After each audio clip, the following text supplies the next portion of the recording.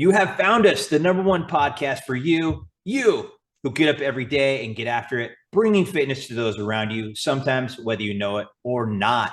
In today's podcast, we talk about important things and we talk about not so important things. I had to do some digging for some not so important things and we found them. But this podcast is about bringing fitness full circle: physical, health, wealth, risk, emotional, spiritual, all the way we keep people fit, coming right up. All right, in today's podcast, I've got, back by popular demand, my guest co-host, an amazing friend, my go-to car guy in the car business, Scotty Mack, subbing for Kim Maker, who's out on maternity leave with their baby. Super Mom cute. And baby doing great. Super cute baby. Yeah, super cute baby. Also today we're talking about a bill that's banning diet pills to kids in California and in New York. What is a piece of 70-year-old cardboard worth? $12.6 million. We'll talk about that piece of cardboard. We have minute to win it sports trivia with my two sports trivia guys, not only my guest co-host, but also my special guest, Riley Connor Long, who's joining us to tell us about how he keeps people fit as a executive recruiter. You're not going to want to miss this. Every podcast, we got to shout out to our unofficial sponsor of the Fitness Full Circle podcast, none other than the Coffee Oasis. Coffee O, right? That's right. That is the place of choice. You know, straight up, dude. I was there yesterday. That's my meeting place of choice. Is the Coffee O for a couple of reasons. Number one, you know, they got a great facility. It doesn't matter whether you're in the Burwell facility, you're in the Bremerton facility, the Paulsville facility, the Port Orchard. I was in Port Orchard, and even in Kingston, right? They've got one in Kingston right down the road from you. It's a fantastic place. It is. It's not just an oasis, coffee oasis. It's a community oasis. It's a community oasis, exactly. Because when you buy a cup of coffee at the Coffee Oasis, not only do you get a delicious cup of coffee, or in our last podcast that we had Jen, who gets 6 pumps of caramel in her coffee. Yeah, for sure. Wow. Not only do you get 6 pumps of caramel in your coffee, you also get to help out the community because they provide outreach, they provide clothing, they provide shelter, they provide mentorships, all that from buying a cup of coffee. So where you get your coffee may not mean much to you, but it means everything to them, because Coffee Oasis is restoring communities through community outreach, youth outreach, and coffee business. So how do you support the Coffee Oasis? I'm going to ask you, how do you support the Coffee Oasis? I go there for most of my one-to-one meetings with other folks in my BNI group. Yeah. And I have I purchased a t-shirt for my lovely fiance. So I do support them anytime I can. Yeah, exactly. And plus Starbucks, they took our Sonics by selling them. Yeah. And the simplest way to help out with that community outreach and restoring communities is just to buy a cup of coffee. That's right. So Coffee Oasis. All right. Great listener comments that we had come in this week. You know, I wish that some of these listener comments were about me. Am I soliciting them? Oh yeah, I am. But the last two podcasts that we had, the comments were about you, the podcast co-host and guest. And then last one was Jen, the podcast guest and co-host. So I think I might be losing my touch. But anyway, Michelle in Paulsville, she said, I love this interview. That was Jen. She was a school teacher. She said, brilliant, bright teacher with real world and life experiences to your show. You brought her on. She's got depth and she has heart. And that's the truth, man. And I kind of like her better than you. I mean, to be honest with you, dude, she's a lot. She sounds great. I like her better than me. She's a lot easier on the eyes. I'll tell you that too. So then we got Valerie from Silverdale. She said 6 pumps. Speaking of Jen, right? 6 pumps. LOL. Have her back on. She's proven her bravery. She said that in front of her trainer because she's also a client of mine. She said, lady, you've got moxie. So I'll have to tell Jen that she's got moxie. You don't have to have 6 pumps in there. Just throwing that out there. Yeah, that's definitely a choice. That's definitely a choice that she's making for sure. But nonetheless, guys, love the comments. The comments are absolutely fantastic. Every comment that you leave gets you entered in for a Fitness Full Circle t-shirt, the nice t-shirt. And we will be drawing for that in podcast 20, which is just 2 podcasts away. This is 18. We're talking about 19, and then we're talking about 20. So shove those comments in there. They don't have to be about me. They'll probably be about Scotty. They'll probably be about Riley. People love you guys. But if you like stuff, say stuff. But nonetheless, yeah, if you like it, say it. The other thing I want to tell about the podcast comments too is that we have some super high-tech software that filters out any negative comments. So if you're leaving comments, but you're not getting entered the drawing, it's because the super tech software that we have filters out any negative comments. So we will only see the positive comments. I like that. Yeah, it's amazing. That's positive. Yeah, it's amazing. Great software. Yeah. Yes. All right, guys, important news that we have for the week. I saw this one. I clicked on it. I had to check it out. But there's a bill to ban diet pills to kids. That was the headline. So I clicked on that, and it was actually pretty neat. A lot of times when you see a bill to ban something that makes sense, ironically, it's usually from California and New York. It's really interesting.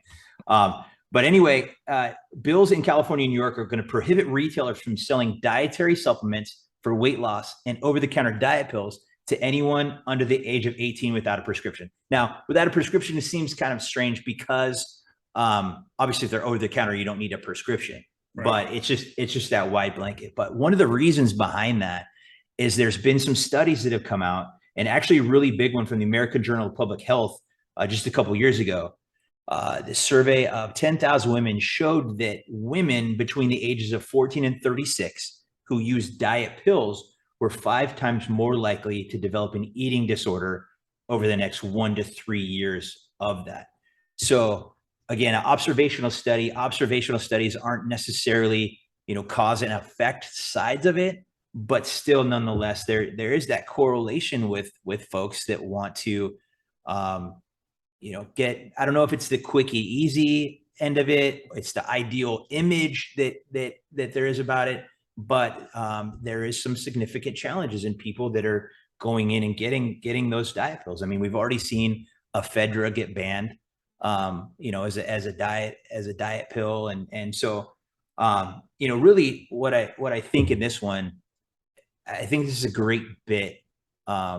It's a great bit of information. I think just in general, just that self-check to those of us. I have teenage kids. You have teenage kids. Riley, you're not more than a teenager yourself. So we're all right there. But I think ultimately what it comes down to is just really making sure that not only you're having the conversations with your kids, but you're also modeling and encouraging healthy eating habits and physical activity and sufficient sleep habits and all those things that can contribute to overall health, and then really, maybe having that discussion again about what ideal body type looks like. As a personal trainer, I work with ideal body types to create body types for people that are ideal. But ultimately what I try to do is I want to get people to a position of health. Sure. And something that can't be or really shouldn't be done with over-the-counter diet pills, especially like it shows in these particular studies at that age when eating disorders are so prevalent. I have a question. So are working out, eating right, all those steps that you're talking about, are those outlawed? Do you think they'll ever be outlawed? Probably not, right? I don't think so. And I think, and you don't need a doctor's prescription for that, you don't need a doctor's prescription for eating healthy habits, for physical activity, and for good sleep. You could go to the gym and then run 5 miles. Yeah. That's what I did this morning. Riley did this morning. Yeah, for sure. I know. Yeah. I know that's a great idea. But yeah, I think that was I think it's fantastic. Not, maybe not necessarily, needed, but definitely a great way to raise awareness for some of those things on the market. Because, the other side of it too, not to get too far in the weeds on this, but the other side of it too is a lot of that over-the-counter stuff is not FDA regulated. So they can put harmful substances in there. And when I mean harmful substances, we're talking about some of these things that maybe don't mix good together. Maybe ephedra can make its way in there, which has been proven to cause heart issues. It's a very unregulated industry, and the supplement industry is so unregulated. Many of my clients know that I don't recommend supplements to them. When they ask me about supplements, I don't recommend supplements to them because, like I said, healthy eating habits, physical activity, and good Lots of sleep water. habits as well. Lots of water. Water that, if I suggest anything to anybody, is drink a bunch of water. Whatever you're drinking right now, double water. Exactly. They told us when you're thirsty, drink water. When you're hungry, drink water. When you're tired, drink water. When you're not hungry, when you're not tired, when you're not thirsty, drink water. Exactly. That was survival school. I love it, man. I love that survival school. That sounds like the survival school in my studio out here. So. Yeah. Well, this good. is really interesting to me. I'm a person that grew up in Los Angeles.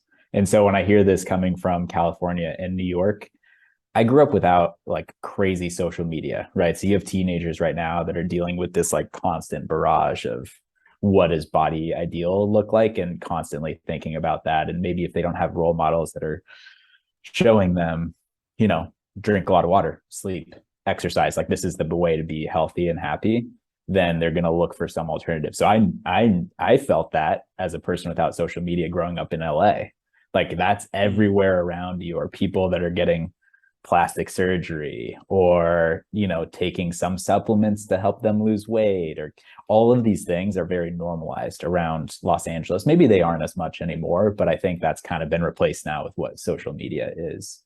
And so I think this is a wonderful thing. I think it's a good reminder as like parents for you, or maybe future parents for me, to think about like, how do you then show what does health look like, and how does that equate to happiness, right? Yeah. Like what is real health, and how does that equate to kind of real happiness? And I think about myself having to learn, I was a very chubby kid.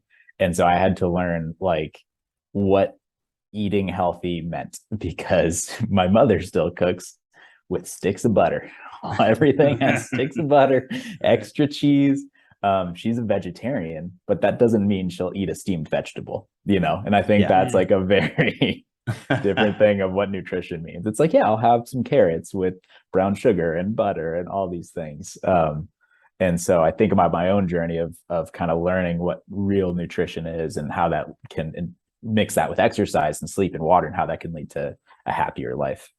Absolutely. Yeah. Without the need to get yourself involved in, things that can be dangerous, not only physically dangerous, but in this instance, emotionally, mentally dangerous as well. Absolutely. There's so much pressure put on that generation from all different angles, from influencers and others, as to what they should look like or how they should dress. We all dealt with peer pressure, but it's at a different level when you have all the comments that people have, when you have all the expectations that people now put in front of them. If you went to the gym 20 years ago, you don't see anybody walking backwards on a step machine, but you do now, that's for sure.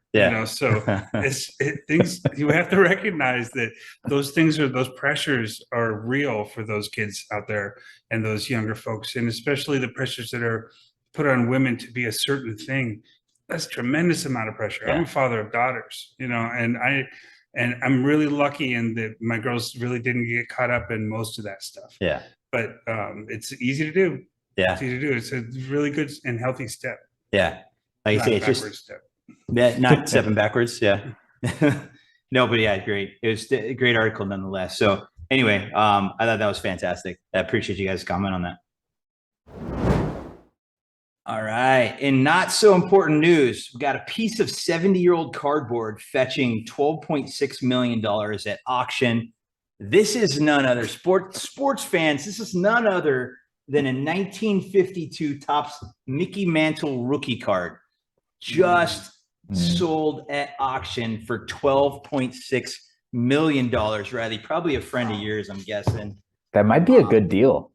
That might be a good deal. Well, I'll tell you in 10 years. I know. Yeah. I'll tell you about this good deal. Dude bought this thing in 1991 for a record-breaking $50,000. Wow. Right? And I'm betting his wife was pissed. I bet she's like, "You paid what for what? We were gonna get a boat. Yeah, we were gonna get a boat." Yeah. This is why I told you not to leave 50 grand lying around. You would do dumb stuff with it. So anyway, Anthony, 1991. So we're talking 31 years later, sells this thing for $12.6 million. So dig out your old baseball cards, people. You might have a couple Milskis sitting around in there. The unique thing about this thing, and I'm a memorabilia collector. I don't have any of those. If you're wanting to club me over the head with anything. Oh, dang it. Oh. So, but this is the record paid for a piece of sports memorabilia. More doubled. There's a Honus Wagner T206, 1911 baseball card, T206 Honus Wagner. It's old in the tobacco, back in the tobacco era. Guy paid $6.6 million for it last year, which was a big deal.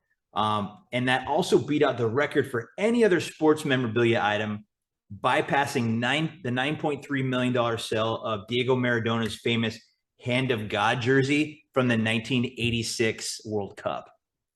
I do not recall. Yeah. I thought that you might not. I figured when I said Diego Maradona, that Riley would know what I was talking about. But $9.3 million for that, blown him out of the water, $12.6 million. So just letting you know, wow. That go open the attic, go check his shoe boxes, go call your dad, ask him if he has one of those. My dad would have said, I probably would have used that as a spoke in my baseball card in my spoke. Think about how many were ruined that way. Yeah, exactly. Yes. Mantle. I mean, but you sounded cool when you were riding your bike. So, yeah, exactly. You know, what's better, 12.6, being cool? I don't know. Yeah, exactly. Like, I'm rolling on mantles. You know what I mean? Rolling on mantles. I love it. Cool. Yeah. So anyway, there you go, guys. 70 years. This thing's in it's what's called 9.5 condition, which is almost a perfect condition card. Color, cut, clarity, carat weight. Everything's perfect on this thing. So if you want it, it's off the market. I don't know specifically who bought it, but my guessing it's a tech guy. It's probably a guy somewhere in tech. So if I were to guess, he's in tech. All right. Speaking of tech, I got with me my boy Riley. He is a tech recruiter, a recruiting specialist. Anyway, this is his first time to the podcast, so he might not know this. I know Scotty knows this, but in order to move on to the portion of your podcast that you came here for, which is to tell us more about you, you have got to entertain me. And what you do is we play a game.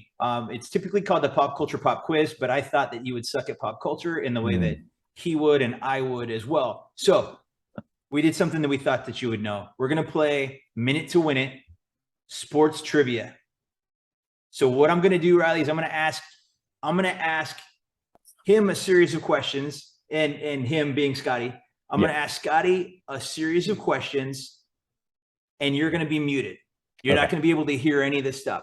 He's going to see how many questions that he can get correct within a minute. Should I like cover my mouth or something as I'm saying it so he doesn't read my lips? Yeah, I've been practicing my lip reading this last week. I'd suggest it. Mime it instead. Mime it, yeah. And ventriloquist, just do that out of your hands. And so what's going to happen is that you're going to come back. I'm going to ask you those same questions. You're going to see who gets the most points. Riley, you have to get second place in order to move on. This should not be a problem. I hope this is not a problem. There's only two of you. Okay. So are you willing to accept this challenge? I accept. Fantastic. Why don't you turn off your volume so that I can start this side of it? Ooh. Fantastic. Ears are out. We're ready to go. Riley. No, it's not working. He's definitely not listening. Yeah, he's not paying attention. You can give him whatever coffee he wants. Okay. Question number 1. What is the diameter of a basketball hoop in inches? 12. The Olympics are held how many years? 4. Which sport is best known as the king of sports? Baseball. What do you call it when a bowler makes 3 strikes in a row? Turkey. What's the national sport of Canada? Hockey. What country has competed the most times in the Summer Olympics and hasn't won a gold medal? Estonia. The Triple Crown Award is given to a horse that wins which 3 races? Kentucky Derby. The other 2. The Triple Crown is awarded to a baseball player that wins which 3 titles? Batting, average home runs, and RBI. Which boxer fought against Muhammad Ali and won? Foreman. Which golf tournament did Tiger Woods win by 12 strokes, cementing his first ever major championship win? The one in Georgia, Masters. How many medals did China win at the Beijing Olympics? 20. Perfect. Okay, good. All right, Riley, this is going to be tough. Ooh, oh no. Am I Yeah. going to get a 0 at A? No. If anybody would have got a 0, it would have been Scotty, so you're good. I think I did. Yeah. There's Okay, I might tie with you. Tied for first, Scotty. I'm going to Let's ask do you it. the exact Yes. same questions. You're Okay. going to have the same amount of time. He did get all 10 in under a minute. Oh, Well, we read all the questions in under a minute. Yeah. okay. And that's the goal. He answered them not necessarily all correctly. Okay, Fact. ready? Ready. What is the diameter of a basketball hoop in inches? 18. Yes. Oh, Whoa, that's super lucky. The I Olympics played- are held how many years? Every 4 years. Correct. What sport is best known as the king of sports? Football. Soccer. Oh yeah, that's FUTBOL. Football. Gotcha. What do you call it when a bowler makes 3 strikes in a row? Turkey. Turkey. What is the national sport of Canada? Hockey. Lacrosse. What country has competed the most times in the Summer Olympics and yet has not won a gold medal? Ooh, Canada. The Philippines. The Triple Crown is awarded to a horse that wins at which 3 races? Oh, Kentucky Derby and 2 other ones. That's exactly what Scotty said. That's that, would be, amazing, bro. that would be Preakness and Belmont. The Yes, of Triple course. Crown Award is given to a baseball player that wins which 3 titles? Batting average, home runs, RBIs. Correct. Which boxer fought against Muhammad Ali and won? Frazier. Frazier. That is good. Which golf tournament did Tiger Woods win by 12 strokes, cementing his first ever major championship win? Masters. Masters. How many medals did China win at the Beijing Olympics? 12. 100. Yeah.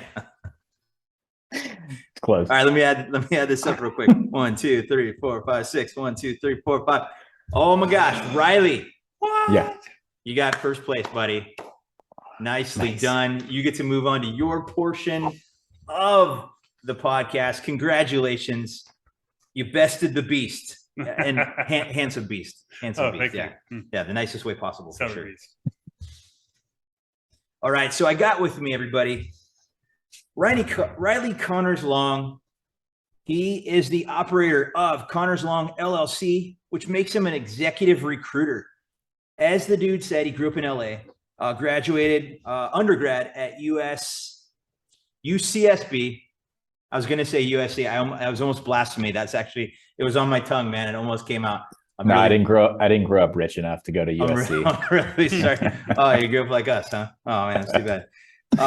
You're the second recruiter at Dollar Shave Club through an acquisition by Unilever. Head of talent for Dog Vacay through an acquisition by Rover. Worked at a large executive search firm.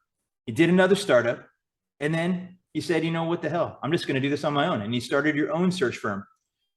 You're married with 2 dogs, and you live in Kingston, Wa. Couple of great things about you, Riley. Dude, I love your goals and aspirations. You want to live a fit and active life. You're well on your way, but you want to find ways to work less and spend time meaningfully. I was like, Scotty and I went over this and I was like, what else is the dude going to say? I want to work my ass off and waste a bunch of time. Right. But I love the aspirations, my man. I think it's a beautiful thing. I don't know. I run into, at least in my field, I run into a lot of people that find like busyness as a goal, right? They're like, or they're proud of their busyness, right? And they're like, oh, you're like, I'm so busy. I didn't even eat lunch. And I'm like, oof, you should go take a walk or something, or like enjoy life. I don't know, something like that. And so I take a 3-hour nap for lunch, man. I don't know what you're talking about. So I also run into people who say like, I don't know what I would do in retirement. I'm ready to be retired. You give me the amount of money and like, I'm done. I'm going to golf. I'm going to run. I'm going to read some books. I'm ready. Well, that's what, your achievements, Scotty and I were going over your achievements and achievements and accomplishments. Hole in one in golf, you run a half marathon, jumped out of a plane, and you summited Whitney in Half Dome. Yeah. Really, were you on the Amazing Race?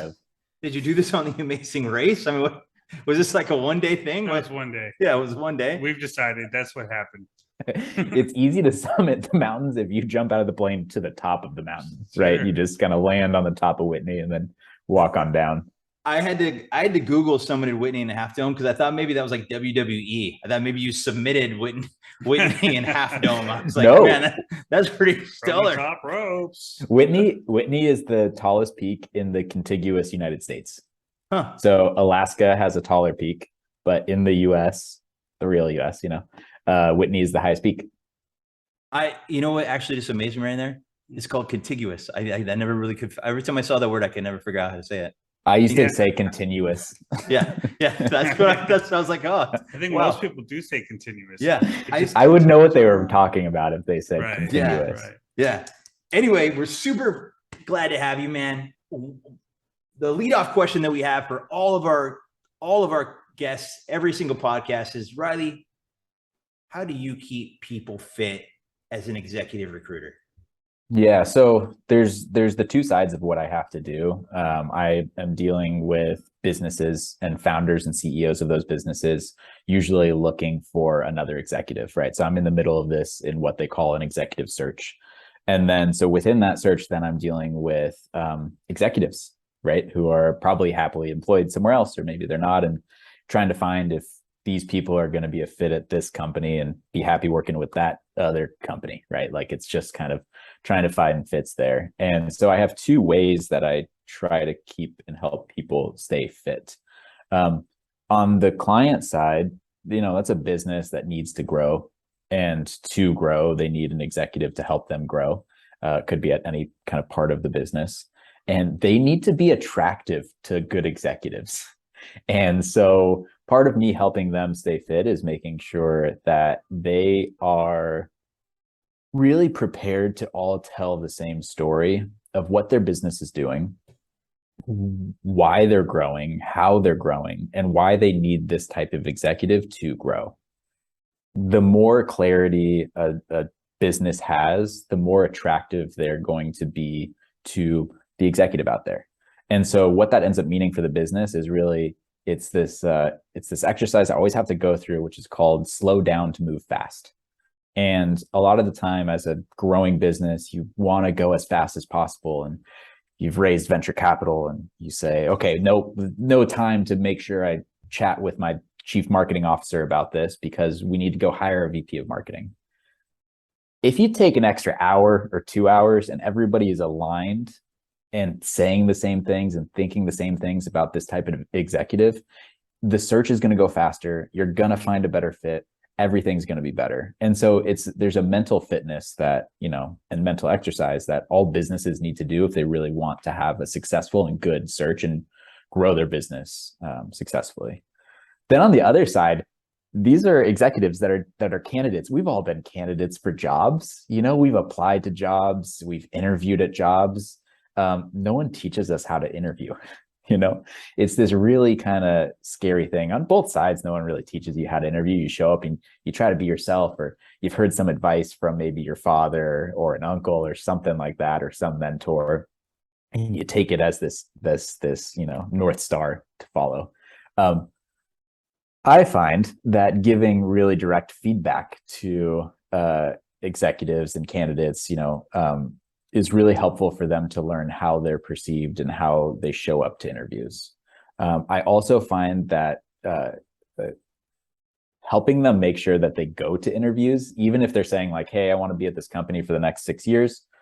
If they interview at a couple other places that seem interesting to them every 2 years or so, it's this muscle of interviewing that gets stronger and doesn't kind of fatigue. Like we all know this, right? Like I stopped lifting, my chest would kind of just become fat again.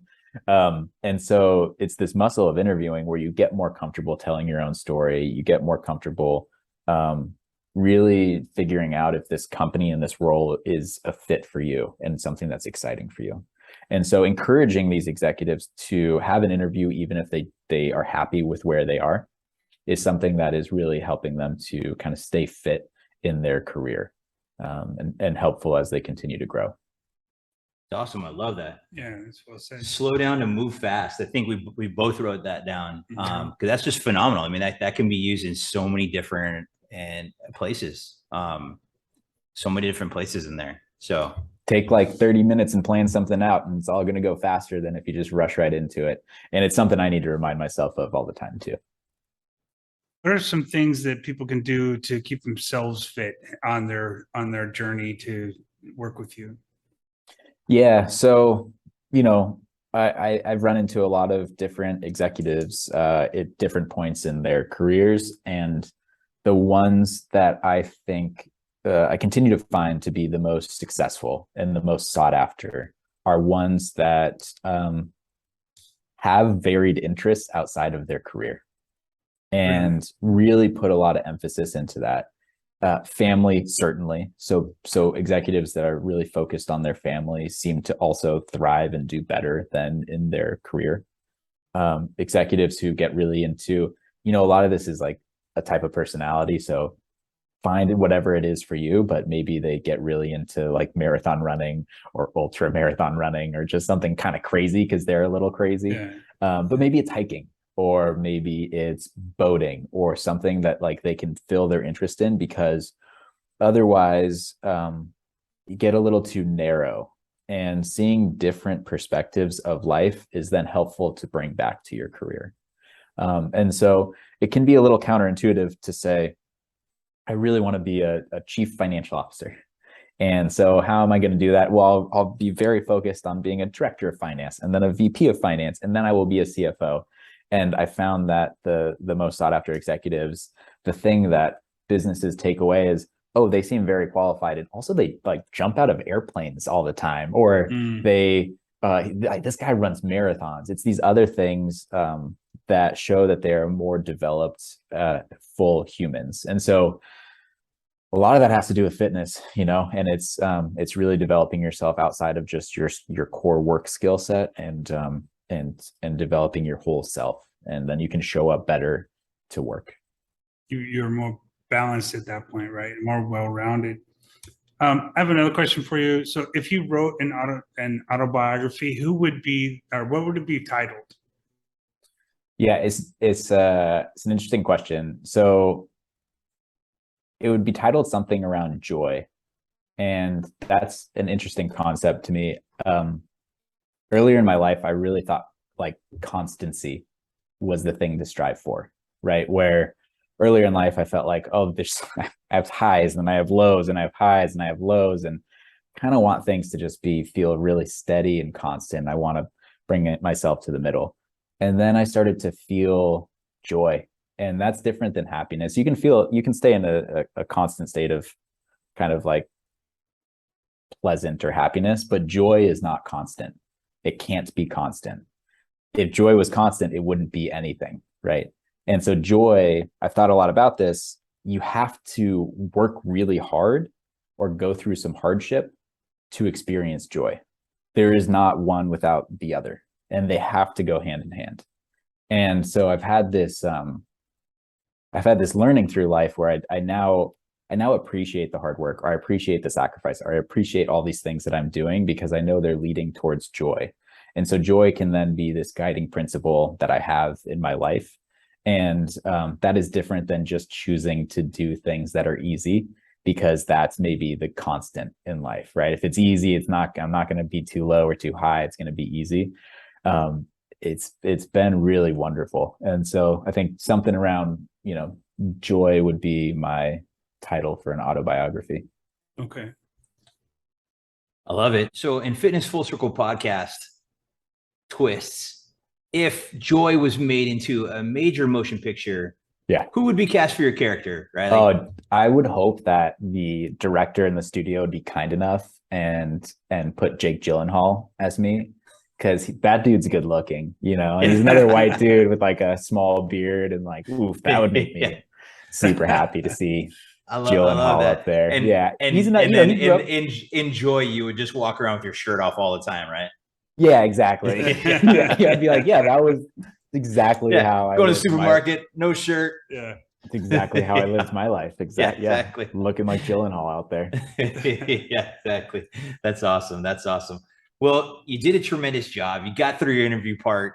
I thought it was really, really great. What we'd like to do is we like to keep you on and really have our listeners get to know you. So we're going to do that through what we call the grinder. And the grinder is a series of simple would you rather questions relating to the topics we discussed in the podcast, general topics, Riley, or whatever the hell we feel like. Are you ready? I'm ready. Okay. California burrito or my man's favorite gas station burrito? Which one would you rather have? California burrito. Love a California burrito. I grew up in LA. Put some French fries in my burrito. I love it. The French fries and the burrito. I told you. Yeah. Yeah. Okay. When the game's on the line, would you choose Kobe Bryant, Tom Brady, or Mariano Rivera to have the ball in their hands? Kobe. Grew up a Lakers fan. I grew up a Lakers guy. Yeah. I even threw a Michigan dude out there just in case, man. I know. But Tom was like mildly successful at Michigan and then like very successful in the NFL. Kobe's an easy one. I was born in 91, so really the whole maturity of my sports fanhood was Kobe being very successful. So I have 5 Lakers championships because of Kobe. Yeah, for sure. And Shaq and Pow, I get, Well, so Sunny in Philadelphia, favorite TV show. Ironically, Scotty and I have no frame of reference for that at all. But it's not weird. But I dig into my podcast guests, so I did some Google searches on that. And would you say that you're more Charlie Kelly or Mac McDonald? Yeah, it's tough because Charlie in the show is definitely, he's like, if you've ever seen him act in anything else, he has like the very high pitched voice, and he's in a bunch of comedies and stuff. Yeah. But Mac goes through a period where it's very funny. And I think he actually does this in real life. The actor, he's just trying to put on mass. Like that's all he ever says he's doing. So he's working out quite a bit, but really he's just eating excessive amounts of food constantly. And he actually gets fat in the show. And then I think, so he's basically just bulking. And then like a season or 2 later, the first episode, he's just a ripped person. So if you look at Rob McElhenney now, he's like a very ripped guy. You should find a picture of him when he's fat because he puts on all this mass. So it's a real tough one. I'm probably more of Charlie because Charlie's the wild card in the group. You never really know what he's gonna do. So I'm probably more of a Charlie. Nice job with that. Yeah, you answered every single one of those correctly. So good job. Nice. So now we're going to move you on to the next section, the fit or flop section, which is a bunch of occupational specific show related topics that you answer fit if it's good or flop if it's not so much. Yeah. Okay. I'm going to bring this one back up. French fries on pizza. Flop. Flop? Oh. I think flop, those are, I think they only belong on burritos. Separation of fries and pizza for me. Yeah, definitely. Yeah, evidently they only belong on burritos. Who knew? Right. Yeah, I guess that's the potato and the burrito go together. Yeah, exactly. I've never had the potato on a pizza. Potato and pizza just sounds ridiculous. Yeah, who would do that? Who would do that? Hmm. Fit or flop? $12 million for a baseball card. Fit. Look, if you have that amount of money, you probably already have a yacht, right? And you probably have a bunch of art. And like, what am I going to buy? A Georgia O'Keeffe painting, or am I going to buy a Mickey Mantle card? I'm going to buy a Mickey Mantle card. Yeah. I like it. I like it. Yeah. Definitely. That was well said. Anyway, Riley, you did a tremendous job. Thank you so much for being on the podcast. Scotty, thank you so much for co-hosting our podcast again. We're going to do this again. Riley, let's leave our listeners with the contact. If they want to get a hold of you, let's say that they fit into that category that you described.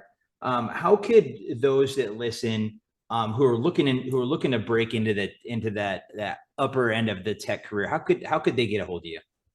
Yeah, well, we at the very beginning of this, we admonished social media, but the career social media, LinkedIn, is the easiest way to find me. You can send messages on LinkedIn. You can connect with me there. I left for you, Brett, what my LinkedIn link is, so you can share that in show notes, and anybody can click there and just connect with me and say you heard me, and we'll find some time to get to know one another. Fantastic. And that makes a great point, is that not only with this podcast and this guest, but every podcast, don't hesitate to reach out to them and let them know that you heard it on the Fitness Full Circle podcast. And what that gets you is that gets you a fist bump. You go into West Hills Honda and you say, I heard you on, and it's fist bump time. So yeah, go in, spout Fitness Full Circle that you're on the Fitness Full Circle family, and get your free fist bump. That's right. Yeah, absolutely. Absolutely free. In the next episode 19, I'm going to have the Lady Lifters Club Roundtable. This is going to be super fun. It's going to be a bunch of fitness ladies from different walks of life. And we're just going to circle around, and they're going to talk about their fitness journeys, their ups, their downs, the struggles, the successes. We're going to have a lot of fun with that. And as always, everybody, leave a comment and get entered in for the t-shirt. We're going to be giving away one of those t-shirts in episode number 20, just right around the corner. So I just want to thank everybody for tuning in. Riley, thank you. Scotty, thank you. Thank you. Thanks for having me on. Later.